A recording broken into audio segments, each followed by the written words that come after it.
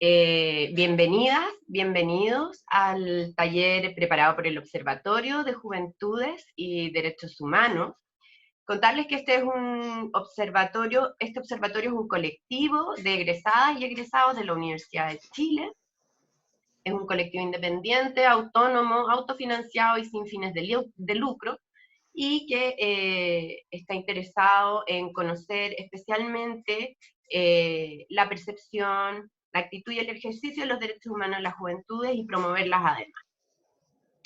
Contarles que nuestro taller es participativo de principio a fin, así que es súper importante que puedan participar, quienes quieran, pueden tener su cámara prendida, siempre eso facilita un poco la comunicación, quienes no, también se respeta.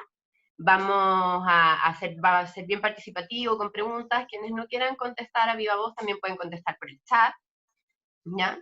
Porque vamos a ir construyendo los elementos que corresponden a la educación en derechos humanos y luego los vamos a ir relacionando un poco con algunos resultados de nuestra encuesta y después con la Constitución misma. ¿Ya? Mi nombre es Mónica Salinero Rates, soy doctora en Ciencia Política y socióloga, y en nombre del Observatorio le quiero dar las gracias a la Red de Educadores en Derechos Humanos por esta instancia, por habernos seleccionado, y también a todos ustedes que han decidido estar en este taller.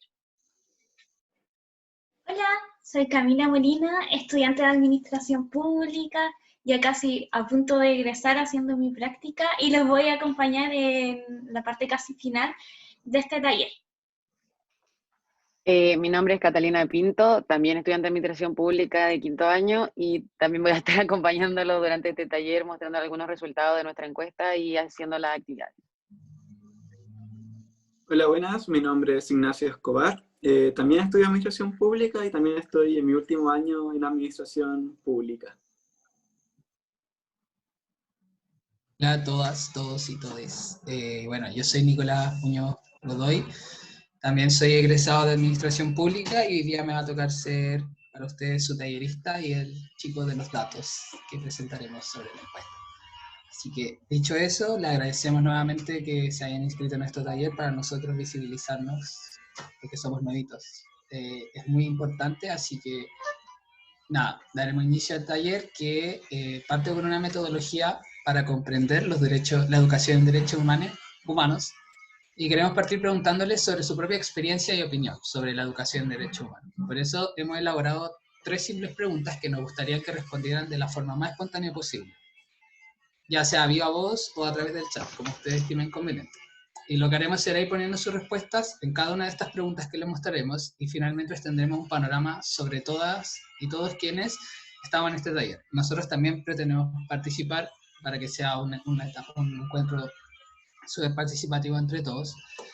Entonces, lo que esperamos es que ustedes nos puedan decir, por ejemplo, dónde aprendiste de la educación, dónde aprendiste de derechos humanos. En 2, cuáles profesiones y funcionarios deben tener educación en derechos humanos y quién debe proveer la educación en derechos humanos y definir sus contenidos. En ese sentido, para que se facilite la comunicación, si quieren hacerlo a través del chat, pueden ir poniendo, les vamos a dar 2 minutos, y pueden ir poniendo, por ejemplo, 1, ¿dónde aprendiste derechos humanos en el colegio? 2, ¿cuáles fueron las profesiones? No sé, obstetricia. Entonces, así sucesivamente, para ir nosotros agrupándolo en las diferentes columnas.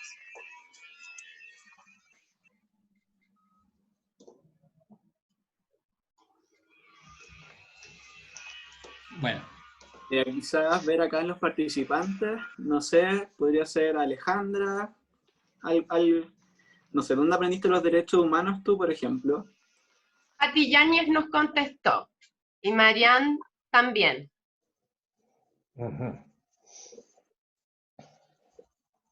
Vamos a ir poniendo. Hola, Alejandra. Hola. De los derechos humanos yo creo que aprendí como en la vida, porque yo en el colegio estaba en plena dictadura, entonces no era materia. Entonces se aprendió como en la vida, y después en la universidad, porque yo soy trabajadora social, entonces ahí sí fue tema. ¿Qué profesiones y funcionarios? Todos. ¿Y quién debe proveer la educación de derechos humanos? En primer lugar, el Estado. Debe ser obligatorio. Eso creo yo. Muchas gracias. Ahí los vamos a ir agregando.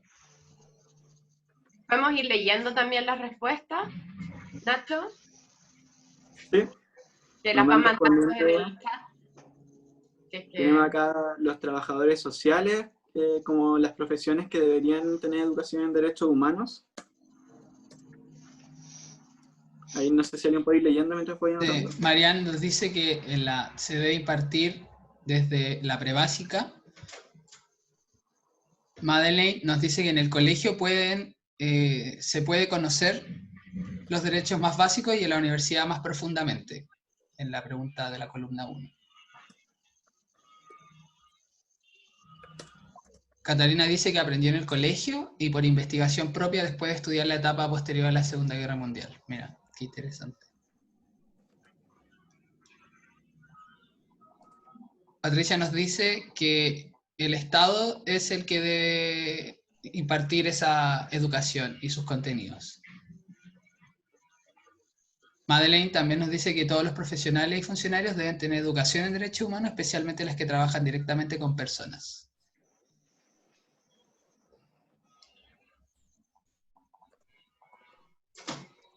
Y Naira nos comenta que aprendió en su familia a grandes rasgos, pero ahora está cursando un ramo de Derechos Humanos en la universidad. ¡Ah, qué bien! Contarles que nosotros igual aprendimos mucho de derechos humanos en la universidad junto a la profe aquí presente. Y Catherine Yáñez nos comenta que uno aprendió sobre derechos humanos en psicología y que todos los profesionales debiesen tener formaciones de derechos humanos.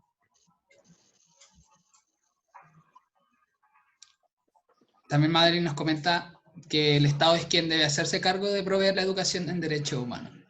Se va repitiendo varias veces eso.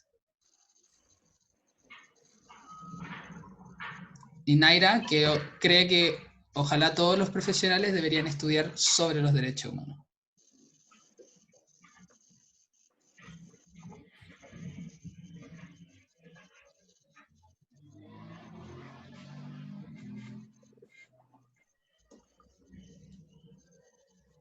Bueno, como nos vamos dando cuenta,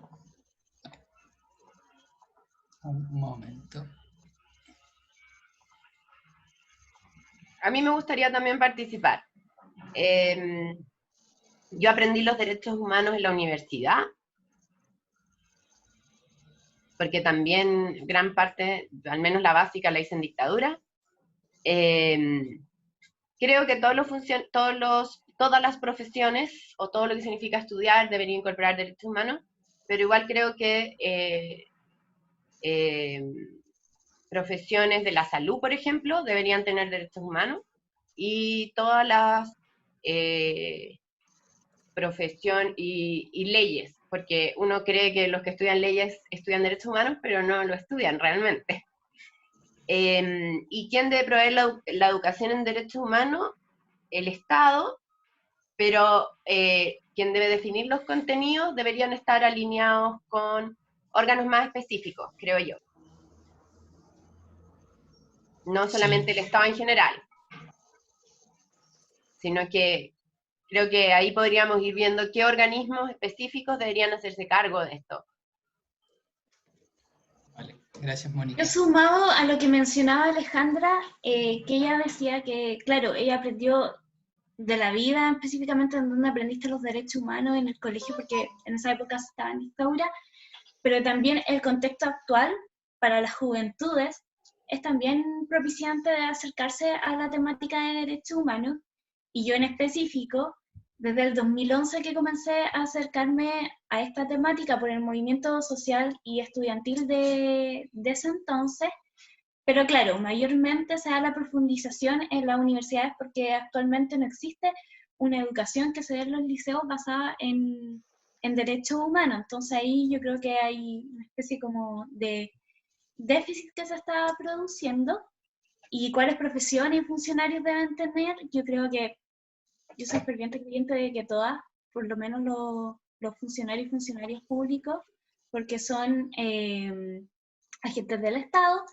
¿Y quién debe proveer la educación en derechos humanos? Bueno, como ya lo habían mencionado todos, el Estado y también a algunos organismos autónomos como el INDH, que ahí cumple una función bastante interesante. Nacho, ¿puedes ir leyendo las otras respuestas? Hay unas respuestas súper interesantes. Sí, Catalina. Gracias, Cami. Sí, Cami, muchas gracias. Catalina comenta que los profesores de todos los niveles, para así entregar información sobre los derechos humanos, en qué profesiones y funcionarios debiesen, en toda la etapa educativa, en especial desde la etapa inicial. Considera que, al igual que otros participantes, todos los profesionales deberían tener educación en derechos humanos. Eso va coincidiendo con varias respuestas que han salido hasta el momento. Bárbara nos comenta que desde el Liceo 2, o sea, desde el liceo y los profesionales, ya me confundí, lo siento, que desde el liceo aprendió sobre derechos humanos y que los profesionales de diferentes áreas deberían ser educados en base a los derechos humanos.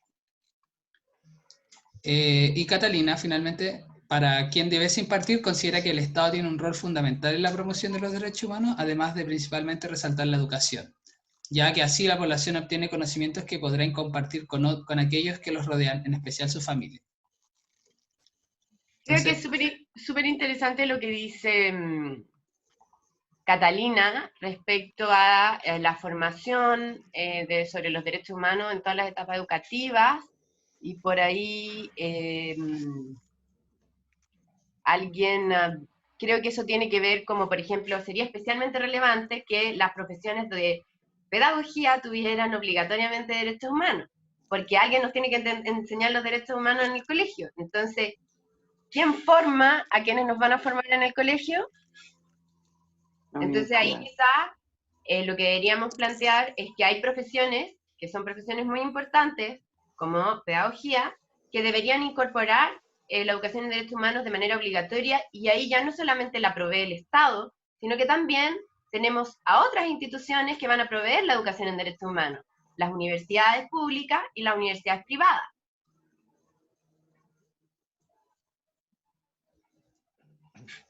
Claro, igual es súper interesante esa posición, considerando, como usted decía, que hay ciertas profesiones donde muchos consideran que todos debiesen aprender sobre derechos humanos, pero hay unas que se debería reforzar esa educación, y hay que ver quizás quién la debe impartir ese reforzamiento en la educación en derechos humanos. Entonces, como aquí hay varias gente que ya ha participado, queríamos saber la opinión de aquellos que aún no han hablado. Por ejemplo, Francisca Gaña. No sé si...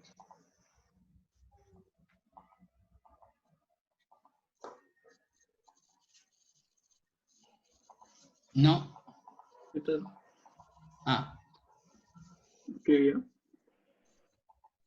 Bueno, y también en profesiones y funcionarios, yo creo que aquí la mayoría de los talleristas somos de administración pública, y para ser sinceros, nosotros somos funcionarios públicos, vamos a ser funcionarios y funcionarias públicas, y hay que decirlo, hay poca formación en derechos humanos dentro de la universidad o de las carreras mayas profesionales que tiene la administración pública, y las capacitaciones que actualmente tiene el Estado están enfocados en temáticas específicas como la no discriminación, enfocado en los PMG, pero no así como en un concepto total de derechos humanos. Existe poca formación a los funcionarios y funcionarias públicas que trabajan en servicios centrales, en tareas quizás administrativas o atendiendo a ciudadanos y ciudadanas.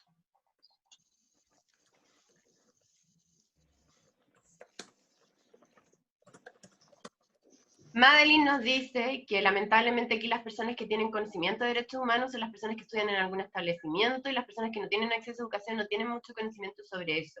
El Estado debería responder. Sí, debería responder. Después vamos a ver que la educación, el derecho a la educación no es solamente la educación formal, es decir, o al menos vincular la educación en derechos humanos no solamente a la educación formal. ¿Ya? Me parece súper interesante lo que dijo Madeline. Los que quieran hablar a viva voz, a nosotros nos gustaría mucho también. Así que los invitamos a que puedan participar directamente activando sus micrófonos. Alejandra quiere comentar. Ya. Sí, no, complementar la respuesta 3, que en el fondo lo que yo creo que se debería hacer es establecer una malla básica para todos los niveles de educación, establecida por especialistas, por fundaciones, qué sé yo, por el instituto, y esa malla básica el Estado debiera asumirla como obligatoria. Y en ciertas profesiones que tenemos más contacto más directo con personas, digamos, y con su atención, debería ser más reforzada. Todo el área social, el área médica, bueno, un montón más, pues no sé, las municipalidades trabajan profesiones de todo, o sea, hay instituciones públicas donde trabajan todas las profesiones, y de verdad que hace mucha falta. Yo me he dedicado toda mi vida a derechos humanos y no es fácil. No, no es fácil. Lo que nosotros queremos un poco que se vayan dando cuenta con esto es efectivamente la complejidad de la educación en derechos humanos solo como un ejemplo respecto a los derechos humanos en general. Y una de las complejidades que tiene es que tenemos que entender qué son los derechos humanos, ¿no? Entonces, un elemento que siempre tenemos que tener presente es que el Estado, todos dicen el Estado se tiene que hacer cargo, pero ¿por qué el Estado se tiene que hacer cargo? Porque el Estado es el garante, ¿no? Del ejercicio, la promoción y el respeto de los derechos humanos. Por tanto, son sus funcionarios quienes deben estar en primer lugar capacitados y formados en derechos humanos. Evidentemente, si uno conoce sus derechos, los puede ejercer, pero no sirve solamente con que las personas conozcan sus derechos para ejercerlos. El Estado tiene que respetarlos y garantizarlos activamente, y eso se hace a través de sus funcionarios. Por eso, lo más importante para evitar una vulneración de derechos es que quien provee un servicio o está asociado a alguna actividad relacionada con nuestros derechos humanos, sepa de los derechos humanos. A mí me gustaría señalar que no ha salido acá los profesionales y funcionarios que deberían tener educación en derechos humanos, incluir a policía y fuerzas armadas. Tal cual. Que son muy cuestionados, sobre todo en este periodo. Sí. Catherine tiene prendido su micrófono, no sé si quiere decir algo. ¿Me escuchan bien? Te escucha. Te escuchamos, un poquito bajito, pero te escuchamos. ¿Ahí sí? Ahí mejor. Me presento, soy Catherine Yáñez, soy del Museo de la Memoria y los Derechos Humanos. Estoy en mi último año de educación diferencial en la UNCE y, bueno, en primera instancia me parece súper interesante el taller porque muchas veces se ve mucho la vulneración de derechos cuando la gente con discapacidad va a distintos lugares y accede a distintos servicios, como por ejemplo el servicio a la salud, que se ha visto mucho que, o tengo casos conocidos que hay gente sorda que accede a la salud y los doctores no los pueden atender porque no tienen no tienen formación en lengua de señas. Entonces el derecho a la salud como propiamente tal se ve vulnerado en este caso. Igual pasa con el derecho a la educación y muchos derechos humanos que se ven vulnerados por una serie de desconocimientos. Entonces, para responder como un poquito a la pregunta 3, o a la vez, ya no me acuerdo, que era quién debe hacerse cargo como de los derechos. Yo creo que debe ser extensivo tanto como a los funcionarios del Estado como a todos los que deberíamos como tratar con personas. No sé si me explico. Sí. Era eso, más o menos lo que quería comentar. Entonces quizás podríamos incorporar en el camino, mientras, por ejemplo, pensamos en que vamos a incorporar la educación en derechos humanos en todas las profesiones, especialmente aquellas que trabajan directamente con personas, podríamos incorporar también que la educación en derechos humanos también implica la capacitación constante de funcionarios públicos y también de otros agentes o ayudantes del Estado. Quiere decir esto, que en el sistema de salud, como la salud es un derecho, y es un derecho humano, no solamente los funcionarios de salud del sistema público, sino que también los del sistema privado, deberían estar formados o capacitados por el mismo sistema, que también podría ser un órgano externo, o podría ser un órgano externo que fiscalizara los contenidos, ¿no?, en derechos humanos. Es decir, porque nosotros no podemos esperar a que las personas vayan a una universidad, porque tenemos mucha gente que ya trabaja en el sistema. Entonces, ¿cómo incorporamos la educación en derechos humanos en todo el proceso de formación, que no es solamente el proceso de formación inicial, sino que es un proceso de capacitación constante, ¿no? ¿Eso te hace sentido, Catherine? Sí, mucho sentido. Por ejemplo, lo que comenta Madeline en el chat es súper relevante, donde comenta que también cree que es importante recalcar e informar que las personas privadas de libertad son sujetos de derechos, ya que muchas personas piensan que una persona que comete un delito pierde todos sus derechos. Y eso es súper relevante para, por ejemplo, la formación y capacitación de personal de gendarmería, para, bueno, también las policías, como mencionaba Ignacio. Entonces, quizá yo agregaría también ahí en el segundo pilar a gendarmería, porque solo habíamos mencionado a policía y Fuerzas Armadas. Sí, y eso lo podemos asociar con lo que dijo Catherine, porque efectivamente Gendarmería también tiene a su cargo personas que tienen distintos tipos de discapacidades o capacidades diferentes o discapacidades, ¿no? Es decir, ¿cómo podemos generar, ¿no?, un lugar donde más allá de la privación de libertad, no se violen otros derechos y gente que es sorda, ciega? Por ejemplo, sabemos ahora qué significa llevarse a una persona ciega detenida, por ejemplo. Llevarse a una persona ciega detenida no le puedes poner esposa.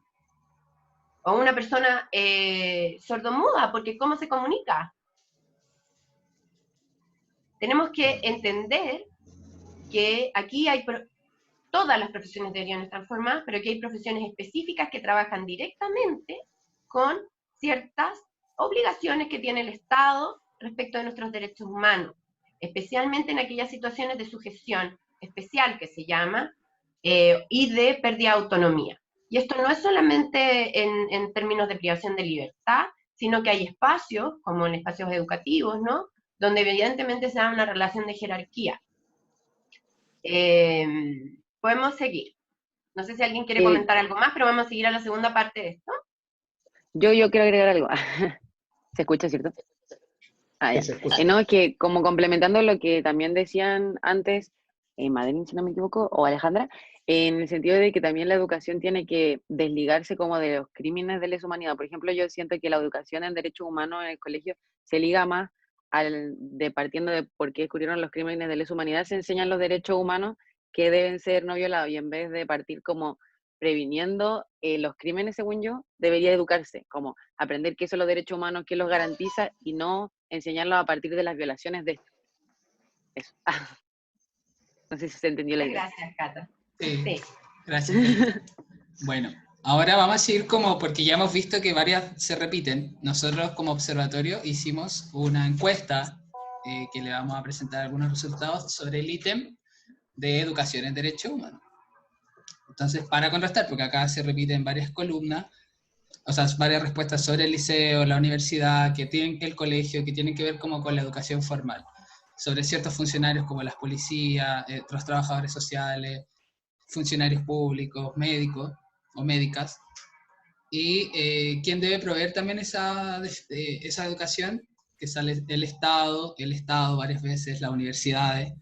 Entonces, les vamos a contrastar sus respuestas acá, su percepción con nuestra encuesta. Así que voy a pasar a compartir pantalla para que, gracias, al tiro.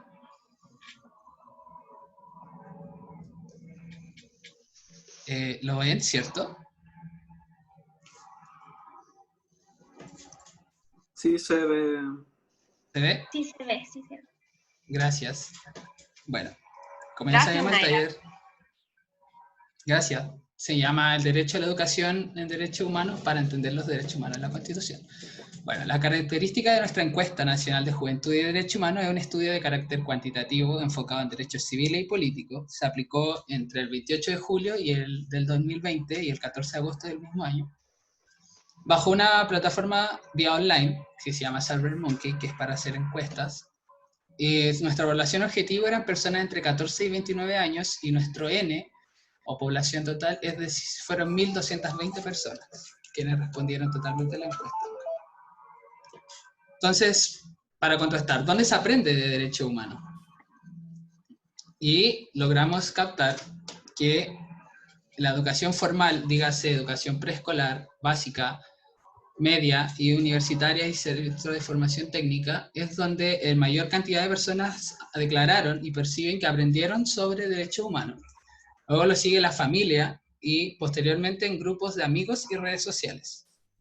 Eso es súper relevante porque nos dice que la educación formal es donde la gente principalmente aprende de derechos humanos y nos dice que entonces es el Estado quien debiese proveer esta educación en derechos humanos y de derechos humanos, para que así no quede al libre arbitrio de, por ejemplo, colegios que dicen que están implementando educación en derechos humanos, pero quizás solamente lo ven a modo por encima, a modo raso, y que eligen ellos la libertad de qué quizás implementar en esa formación. Entonces acá es donde podemos forzar que la educación formal, en toda su etapa educativa, debiese estar normada por la educación en derechos humanos que entregue el Estado, y que el Estado sea quien defina esos contenidos. Luego, ¿dónde incorporar la educación en derechos humanos? Nuestra encuesta arrojó esta situación, donde nos parece que está muy bien, donde las diferentes columnas, el celeste quiere decir la educación escolar obligatoria, la lila es la educación superior, la café es educación y capacitación de Fuerza Armada y Policía, la azul es de gendarmería, capacitación en gendarmería, la morada es médicos, médicas y personal de salud, la rosada acá es capacitación de funcionarios y funcionarias públicas, y la naranja es capacitación de jueces y funcionarias del sistema judicial. En ese sentido nos damos cuenta que la mayoría de las personas considera que es muy importante que se incorpore la educación en derechos humanos en todas estas etapas y formación y capacitación de ciertos funcionarios y profesiones, como ustedes también lo percibían y lo plasmaron en los POSIT, que son los médicos, las médicas y el personal de salud, quienes tienen que tener educación y formación en derechos humanos, los funcionarios y funcionarias públicas, como mencionaba Alejandra, que trabajan en municipalidades, que son súper relevantes y que la gente también considere que es muy importante que se incorpore la formación en derechos humanos en esas carreras y profesiones. Y obviamente lo que nos causó mayor certeza o mayor como alegría es que también la gente perciba que los funcionarios y funcionarias y jueces y juezas del sistema de justicia sea el mayor porcentaje, con un 90,06%, que sea muy importante que se incorpore la educación en derechos humanos en este grupo del Estado, que serían los funcionarios del Poder Judicial y del sistema judicial, debido a que ellos son los que deben garantizar la protección también de los derechos humanos. Y también nos causa totalmente alegría que muy poca gente considere que no sea nada importante, porque eso quiere decir que que se está formando en los jóvenes una cultura de que la educación en derechos humanos es importante. Así que ahora le voy a dar el paso a Catalina, que va a leer y a explicar nuestro último gráfico. Sí, la tercera pregunta habla como de quién se debe encargar de la educación en derechos humanos de distintas instituciones públicas. El siguiente gráfico tiene 3 afirmaciones en donde la gente tenía que contestar qué tan en desacuerdo y acuerdo estaba con estas. Por ejemplo, la primera, la barrita azul, habla sobre la formación de derechos humanos a carabineros, PDI, Gendarmería y Fuerzas Armadas, y si es fundamental para garantizar el respeto de los derechos humanos de las personas en Chile. También podemos observar que la mayoría de las personas, con un 69%, está totalmente de acuerdo que la formación en derechos humanos de estas instituciones debe realizarse para poder garantizar los derechos humanos en las personas y su cuidado. Solo el 3,83% estuvo totalmente en desacuerdo. Después, la barrita roja habla sobre la formación en derechos humanos de carabineros, PDI, Gendarmería y Fuerzas Armadas, que debería estar certificada por el mismo Instituto Nacional de Derechos Humanos, en donde quizás hay un poco más de desaprobación con un 6%, pero aún así sigue siendo mayoritaria la gente que está totalmente de acuerdo con esta afirmación, con un 56%. Y la última, que es la barrita verde, habla de la formación en derechos humanos de los carabineros, la PDI y las Fuerzas Armadas, que esta misma formación sea directamente impartida por el Instituto Nacional de Derechos Humanos. que también se ve mucho la diferencia con respecto a la gente que está totalmente en desacuerdo, que es solo un 4%, con la gente que está totalmente en acuerdo, que es un 57,76%. Esta información igual nos da a entender algo que también decía Nicolás, que finalmente la gente ya tiene conciencia de que la educación en derechos humanos debe ser impartida por una organización autónoma, autónoma y que no dependa de alguien arbitrariamente, sino que finalmente esta educación esté guiada por los mismos tratados internacionales, que son los que fijan cómo debería ser esta educación y los derechos humanos que cada persona tiene. Y no pueden ser de libre interpretación. Por lo que a continuación vamos a hacer una actividad que ojalá vuelvan a participar. Vamos a volver con la pizarra de los POSIT y vamos a hablar sobre 7 conceptos que hemos ya hablado en esta conversación de forma indirecta, y la idea es que los ubiquemos dentro de estas 3 preguntas. Por ejemplo, el primer concepto que vamos a tratar va a ser el derecho a la educación, el cual nosotros lo definimos como, como un derecho humano que está consagrado y debe alcanzar, y es un fin para alcanzar el máximo desarrollo de la personalidad humana, y va desde la sala cuna a la educación superior, pero aún así no se limita solo a la educación formal. Este concepto, por ejemplo, ¿dónde ustedes lo ubicarían? ¿En la primera pregunta, en la segunda o en la tercera? No sé si alguien quiere partir o opinar. ¿Dónde ubicarían el derecho a la educación?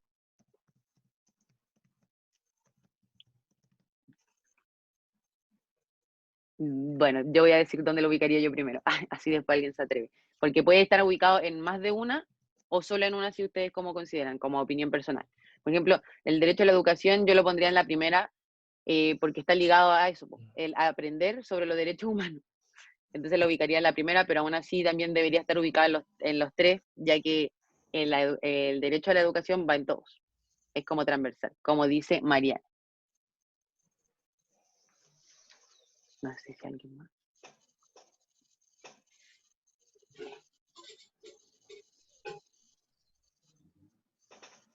¿O alguien quiere opinar sobre la definición? ¿O pasamos al siguiente concepto? ¿No? Bueno, el siguiente concepto es el de derechos humanos en sí, que como todos sabemos son los derechos que tienen las personas frente al Estado y están basados en la libertad y la autonomía, la igualdad y la no discriminación. Las personas sin distinción somos los y las sujetos y sujetas de derechos humanos, y el Estado es el sujeto de obligación quien los debe garantizar.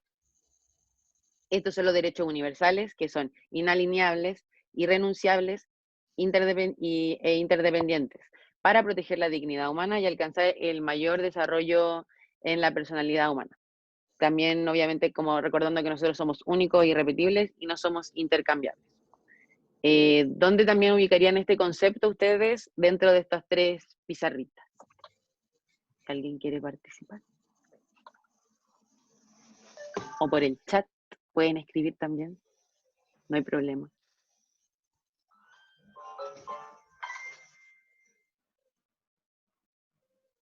Yo pondría derechos humanos, como también mencionaba Marian, en todas, en verdad, porque todas tienen que tratar sobre los derechos humanos.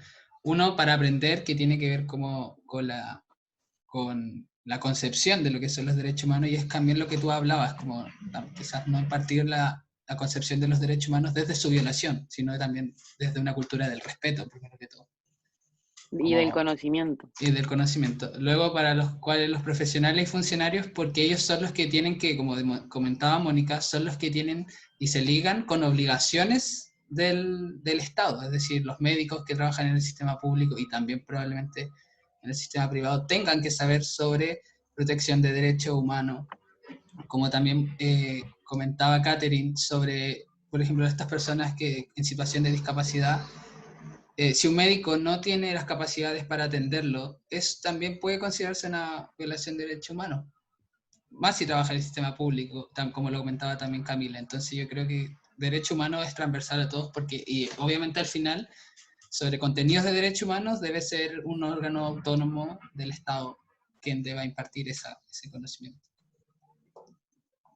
Ahí Naira dijo, yo también en todas, creo que es vital el conocer los derechos humanos para todas las personas. Sí, sí, yo creo que como que coincidimos en eso, que finalmente los derechos humanos también son una materia transversal en esta temática y como lo es la educación.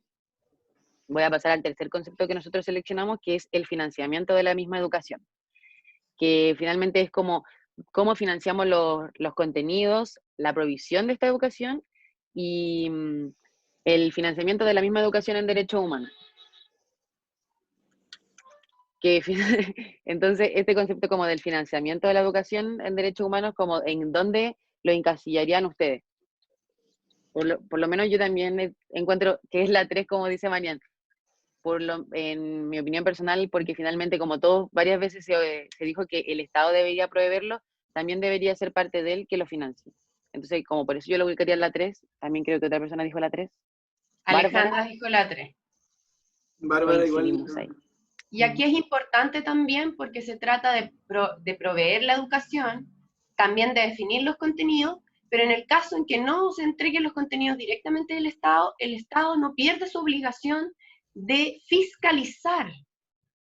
Por tanto, necesitamos financiamiento para fiscalizar que la educación en derechos humanos esté de acuerdo con la normativa internacional y efectivamente tenga un piso común para todos, ¿ya? Tenemos que considerar el financiamiento también para la fiscalización. En el caso que no la provea directamente el Estado o un organismo independiente. El organismo independiente tiene que fiscalizar y el Estado debe comprometerse en eso porque el Estado, esa es su obligación. Sí, complementando lo que habla Mónica, vamos a nombrar el cuarto concepto, que es el deber y la fiscalización, que este es del Estado y sus órganos autónomos, quienes tienen el deber de garantizar y promover el ejercicio de los derechos humanos.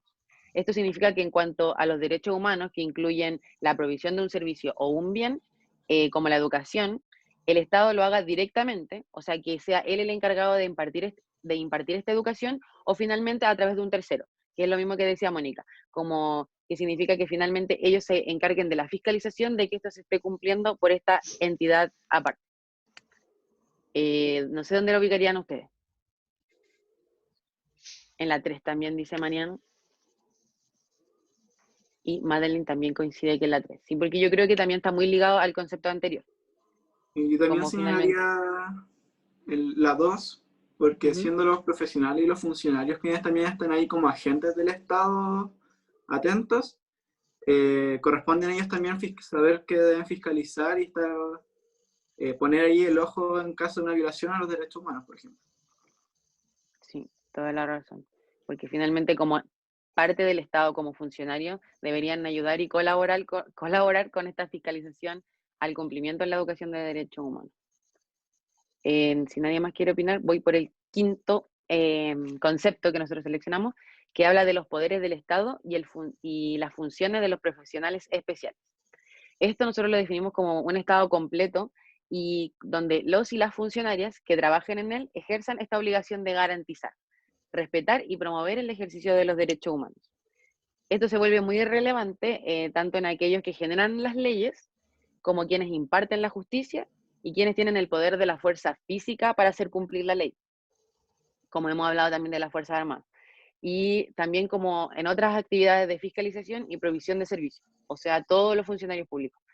En este sentido, no solamente se habla de jueces, ni de representantes, ni autoridades gubernamentales, ni tampoco solo de las fuerzas de orden, de seguridad, sino que es como todas las personas que tienen responsabilidad de actuar en nombre del Estado.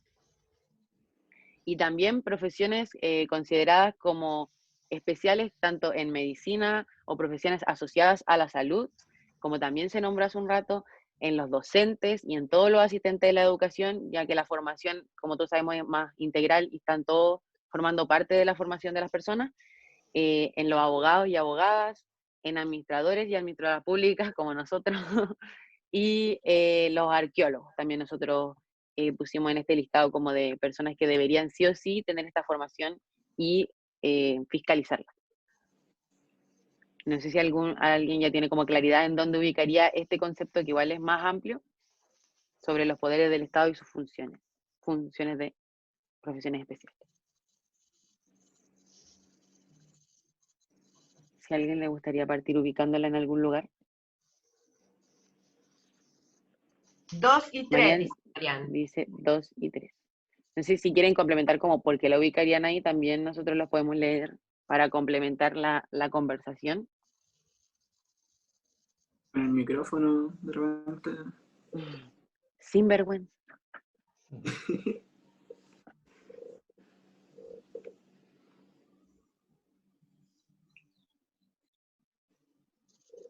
Y a Cami, ¿dónde la ubicarías tú? Yo creo principalmente que es transversal, pero en el sentido está más enfocado en la 2 y en la 3, pero en la 1 creo que también hay un elemento de que la capacitación y la formación que se debe hacer a todos los funcionarios públicos que se encuentran repartidos, digámoslo, de cierta forma en todos los poderes del Estado, y existen también ciertas profesiones especiales, no han tenido la oportunidad de aprender anteriormente. Entonces sería interesante que la formación de funcionarios públicos, que está dada a raíz de las capacitaciones que se realizan de forma anual, también los considere. Entonces también sería un aspecto interesante a que también se aprenda y se forme constantemente a los y las funcionarias públicas de todos los poderes del Estado. Totalmente de acuerdo. Esto Pasando al incluye a los parlamentarios porque ellos generan la ley. Sí. Pero sí. nos interesa que quede bastante claro eso, que nosotros planteamos son los 3 poderes del Estado. No, aquí no hay personas que estén exentas de tener una formación en derechos humanos, si nosotros creemos que la educación en derechos humanos es fundamental para el respeto, promoción, ejercicio y garantía de los derechos humanos.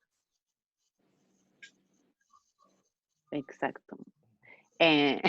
Volviendo como a los conceptos, ya en el penúltimo, tenemos los órganos autónomos, que son estos órganos como autónomos del Estado, y fiscalizadores como el Instituto Nacional de Derechos Humanos.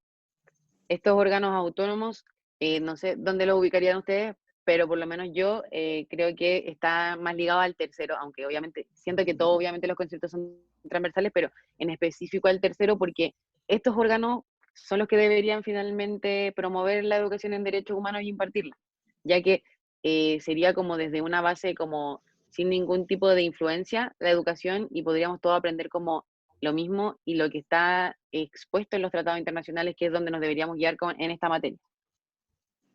Alejandra Gómez también dice que en el 3. Coincidimos. Opino lo mismo en el 3. Patricia Yáñez también dice que en el 3. Y Naira dice, pienso igual que Cata. Muy bien. Lo pondría en el 3. Sí, porque en verdad como es un poco más específico como dentro de quién es la labor de la educación, pero aún así sigue siendo transversal. Porque ahí debería ser donde uno aprende los derechos humanos y donde también los funcionarios se van capacitando y también actualizando los conocimientos, porque finalmente año a año el conocimiento se va actualizando. Entonces sí o sí debemos tener como capacitaciones. Ya pasando al último concepto, que son las instituciones estatales, que hablamos como finalmente de eso, pues, las instituciones estatales como las universidades y la educación pública en general. Esa no sé dónde la ubicarían ustedes, como último concepto, como gran concepto. Se abren los micrófonos.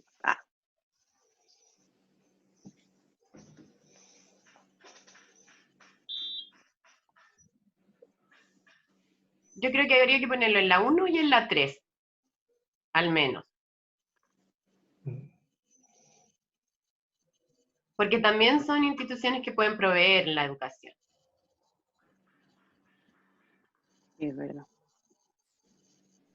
¿No? Y no sé si el Nacho quiere agregar algo, o el Jopo, o perdón. En verdad estoy de acuerdo con la 1. Creo que las instituciones estatales, considerando a las universidades, también tienen un rol súper importante, a los colegios como institución, en proveer esta educación y hacerla cercana a todas las personas. No, y de hecho tiene razón también como con lo que decía Mónica, que es súper relevante que no solo los colegios, por ejemplo, el Museo de la Memoria también tiene un área sobre educación en derechos humanos y no todo, como que no todo tiene que cegarse o encasillarse en la educación formal. Nosotros también impartimos educación en derechos humanos en estos momentos y no somos parte no somos una institución estatal, pero creo que no solo hay que cerrarse como a los campos formales de la educación, sino que también a otros. Sí, como también para la misma como discusión o debate de esto mismo y de las temáticas que van surgiendo. Se No va sé si a alguien más cumpliendo le un rol- gustaría agregar algo. Ignacio, te escucho. se cumple un rol público, decía, finalmente, más allá de que Sí, es sea verdad. estatal o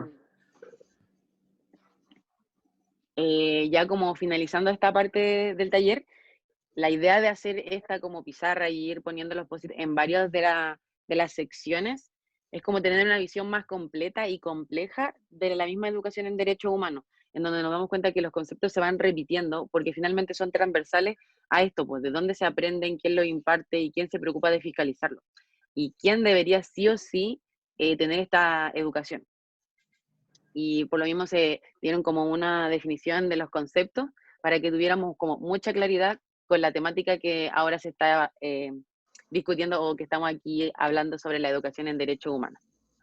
Ahora le doy el pase a Camila con la siguiente parte. Muchas gracias. Sí, bueno, viendo las razones y todo lo que hemos expresado anteriormente, aquí es interesante ver qué es lo que entendemos por definición de educación en derechos humanos. ¿Es solamente aquel conocimiento formal, aquello que está en el derecho internacional de los derechos humanos, o solamente un aspecto donde se pueda ejercer? Nosotros consideramos que el objetivo fundamental de la educación en derechos humanos es fomentar y contribuir los valores y actitudes que ayuden tanto a comprender y conocer nuestros propios derechos humanos. Esto es interesante porque también a su vez ayuda en la profundización de la democracia y también en tener una ciudadanía más activa, en donde el sujeto y la sujeta pueda a su vez conocer los derechos, pero también identificar las responsabilidades que tiene el Estado para con ello. Y aquí es interesante porque lo que hemos mencionado anteriormente, por ejemplo, en cuáles profesiones y funcionarios deben tener educación en derechos humanos, el Estado también debe hacerse responsable de formar a sus funcionarios y funcionarias, ya que estos tienen una responsabilidad como agentes y representantes del Estado.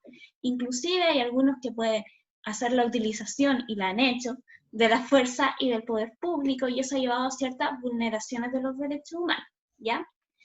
También quiero destacar otro punto que he mencionado hace un ratito, que es sobre la ciudadanía activa y la participación activa.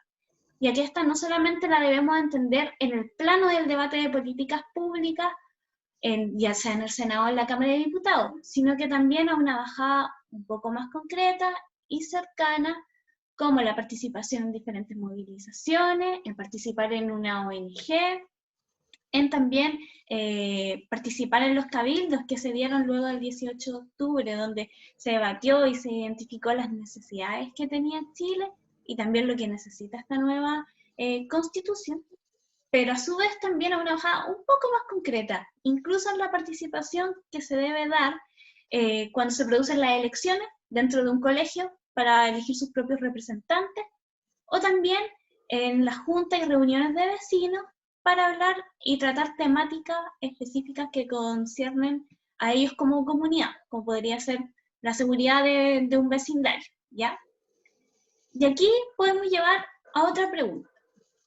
¿Qué puede contribuir la educación en derechos humanos en el nuevo proceso de la Constitución?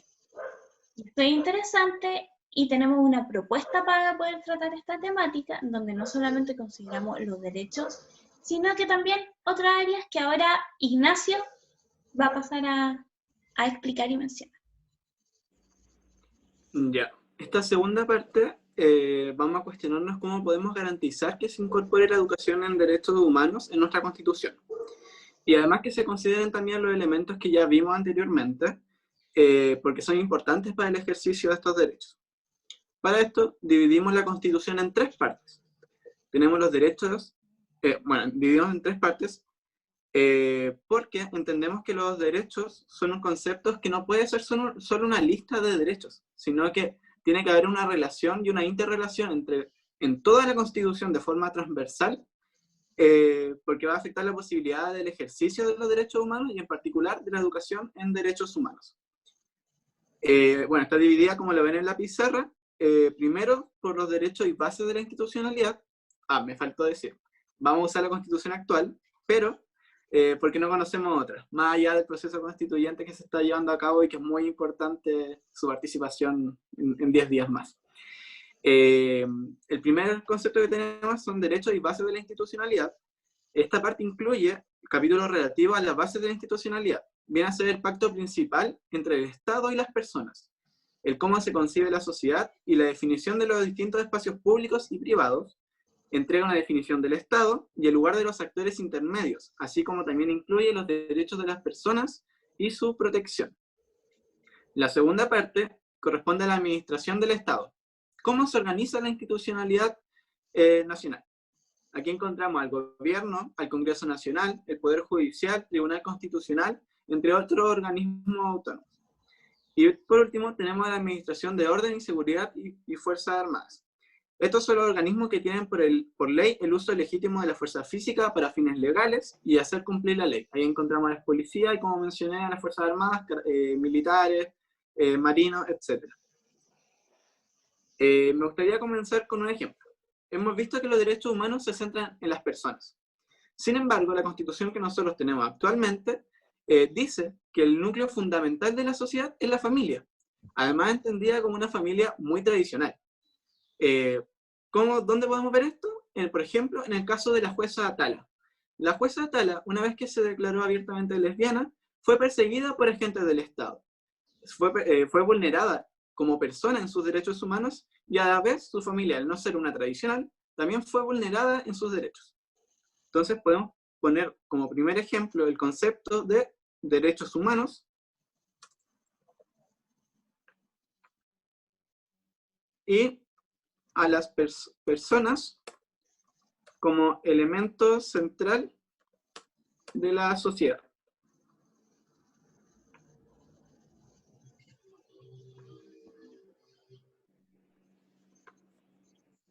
Yo ubicaría el primer concepto aquí en el centro, en la primera parte, entendiendo así que hay una transversalidad de estos conceptos. ¿Dónde pondrían ustedes derechos humanos, por ejemplo?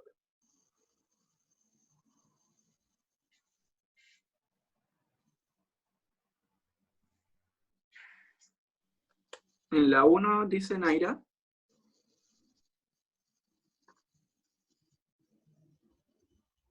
¿Alguien más por ahí? Yo opino igual en la 1. Ahí también Alejandra dice en la 1.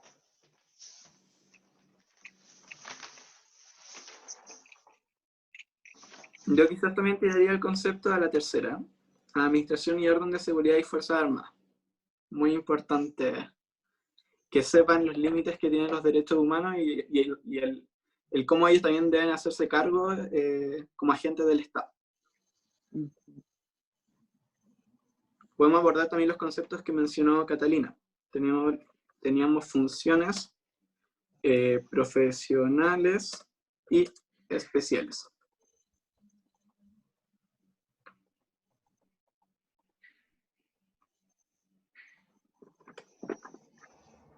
Este concepto, ¿dónde lo abordarían, por ejemplo, ustedes?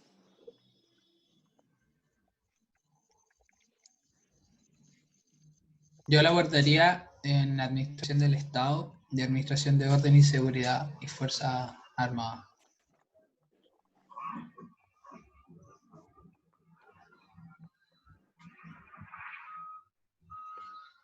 Patricia igual concuerda conmigo. Gracias, Patricia. Y también pueden ir señalando conceptos de los que ya hemos ido viendo también para ir escribiéndolos y anotándolos en las tres secciones.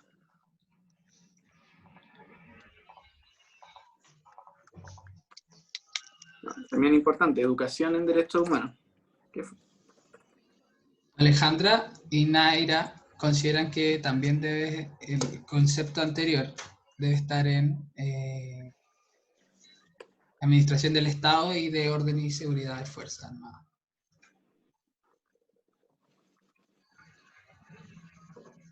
añadimos ahí otro concepto más que podrían señalar.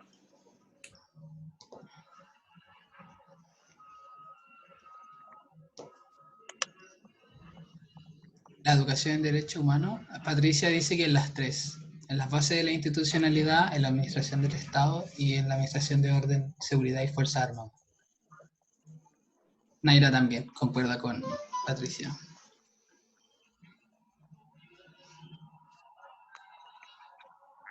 Quizás sacar otro concepto igual. Francisca, Madeleine, Cata, algún concepto de los que ya vimos en la primera parte. Yo quiero incorporar el concepto del derecho a la educación, que lo vimos, porque podemos plantear la educación en derechos humanos, pero es difícil que podamos tener educación en derechos humanos si la educación en sí misma no está garantizada como un derecho. Nuestra Constitución solamente garantiza la libertad de enseñanza y no el derecho el derecho a la educación. Por tanto, al garantizar la libertad de enseñanza nos pone dos problemas. Uno, no tenemos derecho a la educación, por tanto no tenemos derecho a la educación en derechos humanos. Dos, la libertad de enseñanza puede topar con la fiscalización y con la definición de contenidos universales sobre cursos de educación en derechos humanos en todos los niveles de la educación, especialmente en las instituciones privadas.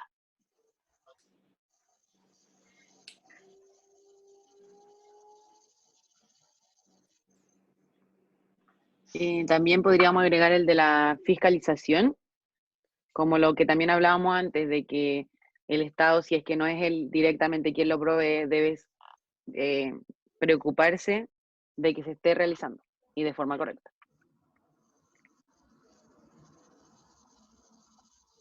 La fiscalización, por ejemplo, un organismo autónomo que fiscalice, tiene que fiscalizar y certificar a todos los poderes del Estado y a las fuerzas de orden y seguridad. Eso debería ser como lo básico, además, ¿no? Podemos ver, por ejemplo, el trabajo que hace la Contraloría fiscalizando la administración del Estado.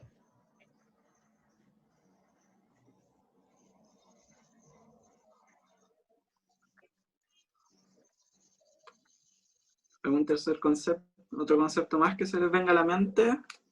Financiamiento.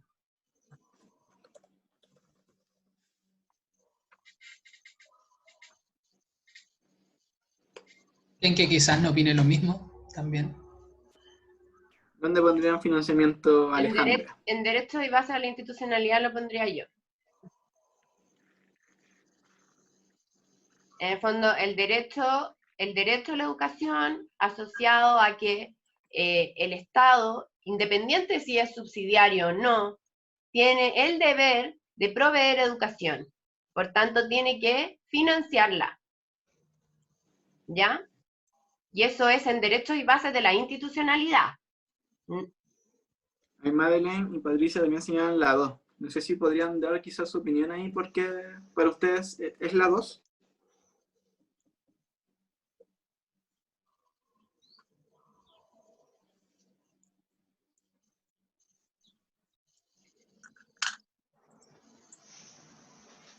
Bueno, sería interesante que la administración del Estado incorpore en su financiamiento corriente, el financiamiento para las capacitaciones que deben incorporar el de los derechos humanos.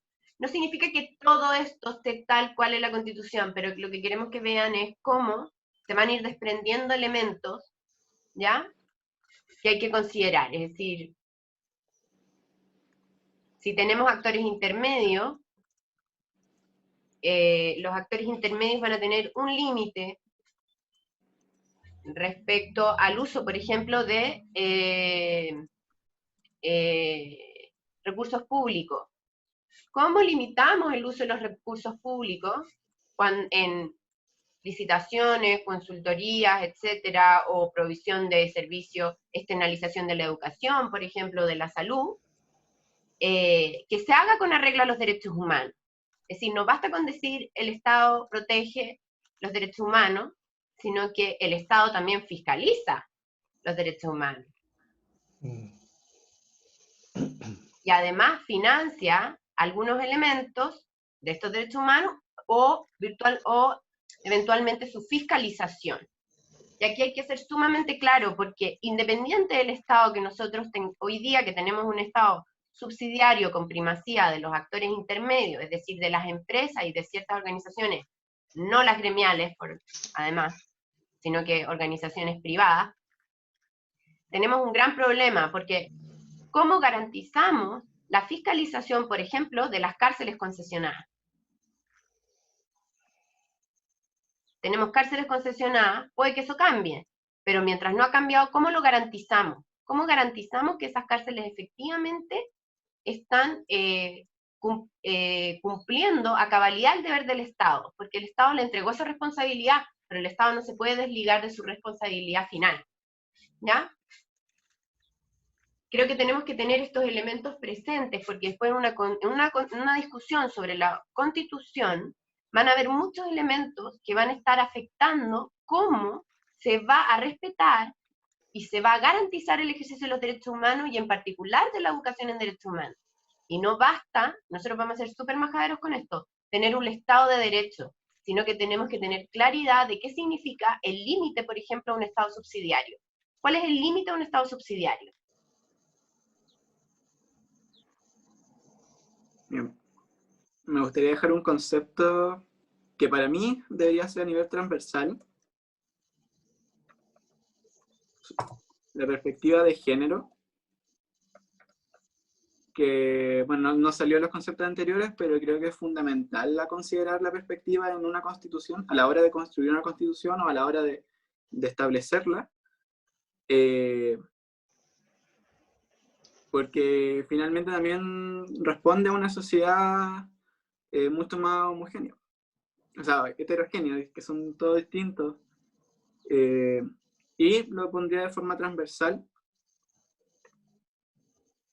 recordando el caso de una carabinera que puso que fue a la Comisión Interamericana porque se estaban violando sus derechos humanos en la institución. Y ya podemos ver acá que había una diferencia hacia ella, una por ser mujer, y además también vemos como la institucionalidad estaba dañando sus derechos.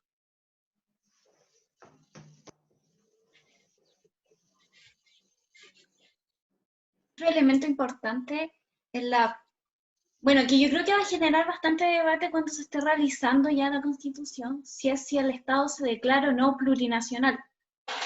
Porque esto generaría debate, es porque, tal como lo mencionaba Mónica, no podemos tener una educación en derechos humanos sin considerar la plurinacionalidad, puesto que son ciertos grupos que requieren especial protección, que tienen distintas culturas, pero que también la Constitución no la debemos entender solamente como la Carta Magna, sino que esta también tiene una especificación que es cómo nos relacionamos entre nosotros mismos. Y cómo se generan estas relaciones, por lo tanto también es un aspecto a tratar en comunidad. Yo considero. Así que... Por ejemplo, lo que dice Cami, si nosotros como nosotros no tenemos un Estado plurinacional, aún con un convenio 169 de la OIT firmado, tenemos problemas en la aplicación de determinadas reglas a través del sistema judicial, porque no se reconoce la especificidad de esas naciones ni sus derechos como nación en determinados territorios. ¿Dónde podemos ver esto? Lo podemos ver, por ejemplo, en el caso de la mujer aymara que estaba pastoreando junto con su hijo, que es una práctica muy común, y tuvo que ir a buscar unos animales que se habían escapado y dejó al niño, y el niño desapareció. Ella hizo la denuncia por desaparición y el sistema judicial chileno la acusó de negligencia, la tomó presa. Ella no tenía una posibilidad de comunicarse de manera expedita, digamos, por el tema del idioma, es decir, no estamos reconociendo los idiomas de nuestro país, plurinacionalidad. No estamos reconociendo además que tienen otras características, porque la acusamos de negligencia. Esa mujer además sus otros 2 o 3 hijos fueron dados en adopción internacional. No pudo verlos en más de 3 años. Y todo esto en un marco de violación flagrante de sus derechos humanos, especialmente por no considerar que nosotros vivimos en un Estado que no tiene una sola nación, sino que son plurinacionales. Entonces, si vamos a capacitar a las policías y a las jueces y a los profesionales del sistema público en derechos humanos, que por tanto es educación en derechos humanos, requerimos reconocer el Estado plurinacional para que ellos efectivamente tengan ese elemento. No basta solamente con derechos humanos, tenemos que reconocerlo. ¿Qué pasó? Mucha gente va a decir, pero es que ¿cómo lo deja votado? Y nosotros nos podemos preguntar, cuando un niño en el mundo occidental de la ciudad chilena se cae en una piscina, ¿es negligencia de los padres o nos da mucha pena a los padres? Nadie acusa a los padres de negligencia. ¿Por qué? Porque creemos que es parte de nuestra cultura, o de algunos grupos además de clase alta, que tengan piscinas en sus casas. Entonces nadie le echa la culpa a los padres por negligencia.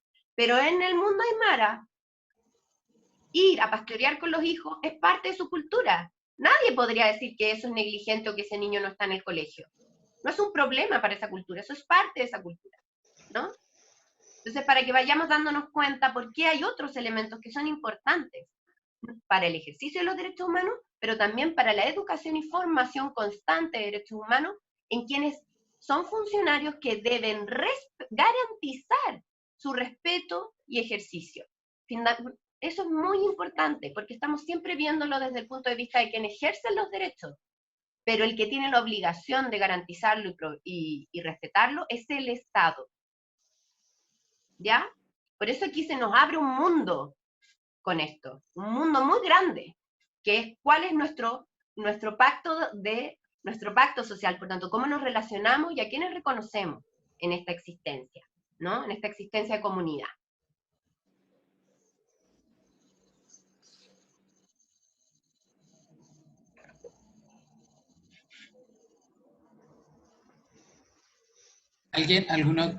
¿Alguno quiere opinar sobre esta última parte?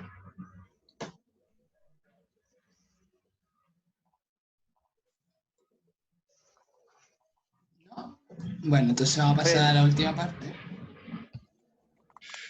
que la va a llevar a cabo Camila.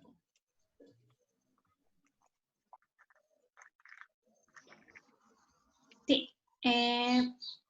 Si me pueden ayudar con el PowerPoint. Bueno, nosotros realizamos 3 preguntas para el último debate y diálogo. Aquí no vamos a decir esto está correcto o esto está incorrecto, sino que es más para dialogar qué es lo que nosotros queremos en nuestra constitución. Para esto nosotros realizamos 3 preguntas que esperamos que podamos debatir. Y la primera de estas y la más importante, que es ¿cómo deben estar garantizados los derechos humanos en la Constitución? Si alguien quiere dialogar, que levante nomás, que hable, que interrumpa, para poder dialogar sobre esto. Bueno, yo voy a decir al tiro mi postura, que no sé si es compartida por mis compañeros y compañeras del observatorio, pero considero que debemos entender esta Constitución dentro de un marco irrestricto de los derechos humanos, más que una enumeración de derechos. ¿Por qué? Porque actualmente en la Constitución existe una parte que dice deberes y derechos, o derechos, no me acuerdo específicamente, pero algo de deberes y derechos. Entonces, en esa parte ya existe una cierta enumeración. Pero no nos sirve de nada tener una enumeración de derechos si no lo entendemos como un complejo ni un marco completo de los derechos humanos. Yo, por lo tanto, considero que artículo 19, que debiese estar enmarcada dentro de un respeto irrestricto a los derechos humanos, porque si es así, abarcamos en un aspecto transversal, como lo habíamos colocado hace poco, dentro de las 3 columnas que teníamos, en un aspecto transversal. Entonces yo considero necesario que esté dentro de un marco de los derechos humanos. No sé qué opinan ustedes. La idea de estas preguntas es que vayamos tomando un poco las herramientas que hemos ido desarrollando aquí, que son herramientas reflexivas. Es decir, nosotros no vamos a elaborar la nueva Constitución, pero sí podemos identificar en qué partes deberían estar garantizadas ciertos elementos que son indispensables para el ejercicio de los derechos humanos. Y a mí me gustaría decir, si bien no apareció acá, que es muy importante que nosotros tengamos una independencia de poderes, ¿no? Y que el sistema judicial efectivamente sea un sistema imparcial e independiente. Por ejemplo, con lo que pasó respecto al tema de la mujer aymara, pero también lo que tiene que ver con la carabinera, otros casos en los que vemos que no parece haber tanta independencia, una independencia clara, ¿no? Y por otro lado, que no podemos tener dos organismos, no sé si ustedes saben, pero cuando se hizo la última reforma constitucional en el segundo gobierno el tercer gobierno de la Concertación, se le entregó mayor poder al Tribunal Constitucional. Y este mayor poder del Tribunal Constitucional implicó que pudiese cambiar algunos fallos judiciales. Nosotros tenemos una Corte Suprema que ha definido los derechos humanos y los tratados internacionales en particular como supraconstitucionales, mientras que tenemos un Tribunal Constitucional que ha definido los tratados internacionales como una ley común, y que no se puede transformar la Constitución reconociendo esos tratados internacionales como a nivel constitucional o supraconstitucional. Es decir, tenemos dos organismos que parecen hablar de justicia que chocan. No significa que no exista un tribunal constitucional, en muchas partes del mundo existe un tribunal constitucional, pero a lo mejor tenemos que ver bien cuáles son sus funciones. ¿Son funciones de generador de leyes? Eso me parece que está en el Parlamento. Su función es revisar los dictámenes de la Corte Suprema. Quizás también tendríamos que revisar esa parte.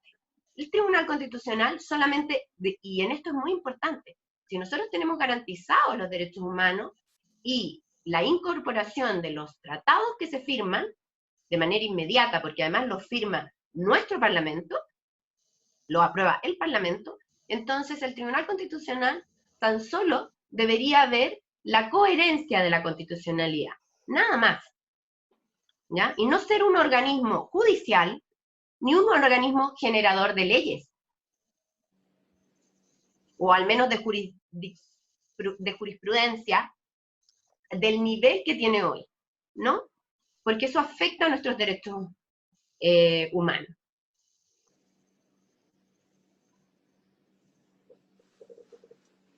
Para mí, uno de esos elementos debería ser muy importante y debería ser, no podríamos tener un tribunal constitucional que no estuviera formado en derechos humanos. No me basta a mí que tengan un gran currículum, o sean elegidos como lo son, ¿no? Sino que deberían tener cierta formación, porque lo que sabemos es que la gente, por más abogado que sea, no tiene formación en derechos humanos. Eso se relaciona también con la segunda pregunta, que es, ¿en qué medida la educación en derechos humanos es fundamental en la relación de los agentes del Estado con respecto a su accionar y a la respuesta del Estado? Entonces eso también yo considero que es un aspecto interesante a tratar.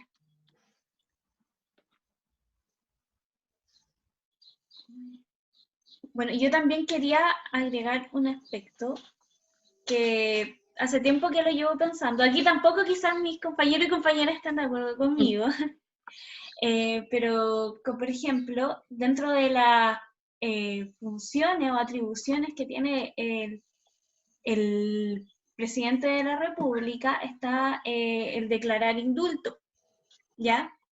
Y hace poco, bueno, hace un tiempo hubo una polémica en torno a qué indulto se le hacía, por ejemplo, a los violadores de derechos humanos, ¿ya? Y aquí yo creo que hay que estar, se produce de nuevo esa dicotomía de si existe relación o no con la normativa jurídica o el derecho internacional de los derechos humanos, porque ahí existe un cierto choque dentro de lo que el presidente realizó, porque no se cumplían ciertos aspectos que la Convención de Roma estipulaba o estipula para dar indulto. Entonces yo creo que también es un aspecto que se debe considerar. No sé si en la Constitución, pero quizás en una ley específica también se debiese tratar. ese aspecto con los tratados internacionales jurídicos.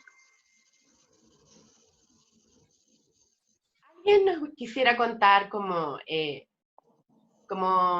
es su percepción ahora respecto a la educación en derechos humanos y la relación con la Constitución y los agentes y la organización del Estado? No hay respuestas correctas. Lo que nosotros queremos saber es si hemos podido generar una reflexión que permita ver que hay como muchos ámbitos, ¿no? Y nos gustaría saber su impresión de esto.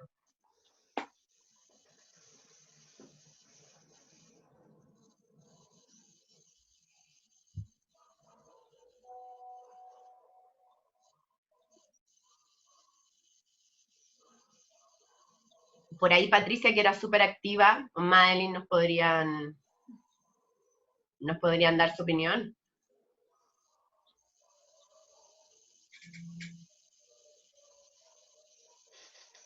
O Alejandra, que también había abierto el micrófono al principio.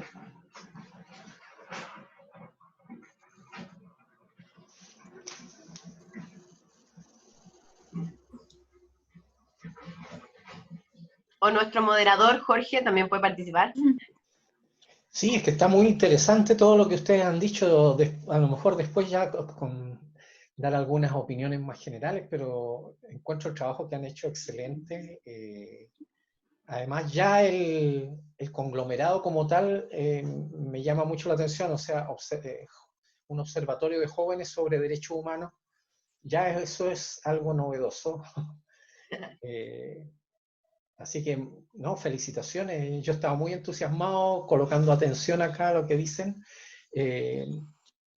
A lo mejor dar algunas opiniones después un poco más generales, porque a mí también me interesa el tema de la educación de derechos humanos y tengo dudas. Hemos conversado con nuestros colegas sobre estos temas y, claro, aparecen dudas en los contenidos mismos, por ejemplo, de los derechos humanos.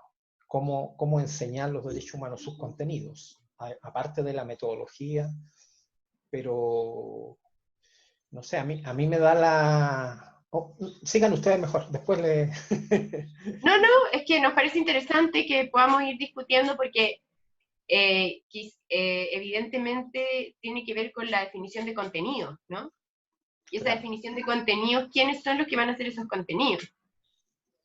Claro. No pueden ser cualquier contenido. O sea, lo que estamos viendo aquí es que la educación de derechos humanos no puede tener cualquier contenido. No es una clase de ética, como la quieren hacer pasar a veces en ciertas instituciones. No es algo religioso, ¿no? Puede tener relación, por supuesto, lo podemos abordar ahí, depende de las comunidades. Pero, ¿cuáles son los contenidos que vamos a enseñar? Claro. Claro, un punto que ustedes tocaban que es interesante, bueno, uno de los tantos puntos que ustedes han abordado, por ejemplo, respecto a la nueva Constitución, esta educación en derechos humanos necesariamente la tiene que garantizar un nuevo Estado, porque el Estado que tenemos hoy, con esta característica que ustedes mencionan, que todos sabemos de subsidiariedad, o sea, hoy día tendría que ser la construcción de un nuevo Estado, digamos. No sé si como lo dice la Constitución española en su artículo 1, que dice que es un Estado social, democrático y de derecho, por ejemplo. Que ya eso da inmediatamente da una panorámica distinta de lo que es el Estado. Pero fíjate que nosotros con otros colegas, y siempre ha sido tema de conversación, y con los estudiantes, en cuanto a los contenidos de derechos humanos, que hay como 2 o 3 nudos que son como que difícil de repente de destrabar. Uno que se confunde derecho humano con violación de derechos humanos, ya, por ejemplo. Otro que cuando se habla de violación a los derechos humanos siempre se remite a lo que pasó en la dictadura cívico-militar. Que está bien, o sea, no podemos ser desmemoriados, no podemos ser un país sin memoria, por supuesto. Pero de repente eso hace que los otros derechos, los derechos sociales, por ejemplo, queden como ignorados un poco, ¿ya? Ese es otro punto.